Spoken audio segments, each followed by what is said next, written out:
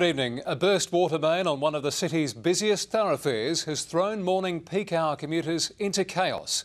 Grenfell Street is still closed to traffic, and that's likely to be the case again later this year as SA Water replaces more than 500 metres of pipe.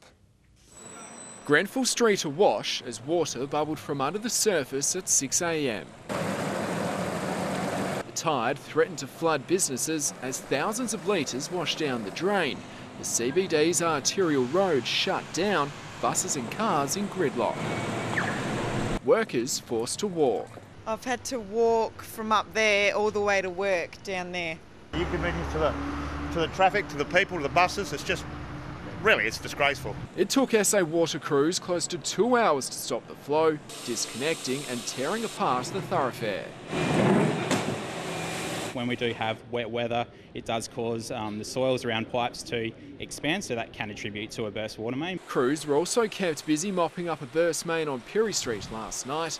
The city's pipes are now under the spotlight. There's been 5 ruptures on Grenfell Street in just 6 months. We're very sorry about this, but please have patience. We do have water main breaks all the time. Give me a break. If SA Water think that hundreds, sometimes thousands of burst water mains every single year is acceptable, then they need to think again. SA Water left with no option but to replace the entire pipe along Grenfell Street, 530 metres between King William Road and Pulteney Street. Well, it's obvious that there's something going on in that pipeline, with that pipeline, so we need to analyse that. But given that there is a weakness in it, we need to get it out of the ground and fix it and renew it as soon as possible. Jack Baketa is on Grenfell Street. Jack, when will the pipe be replaced?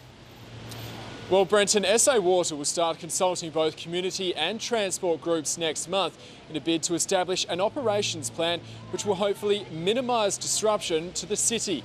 It's going to be a huge project, but as of yet, we don't have a start date, duration or cost for the project, but it's expected it could run into the millions. As for today's project, well, the good news is that businesses on Grenfell Street have their water reconnected. However, as you may be able to see behind me, maintenance crews remain at the scene repairing the road, which is expected to open later tonight, which will be good news for morning commuters tomorrow morning. Back to you. Thank you, Jack.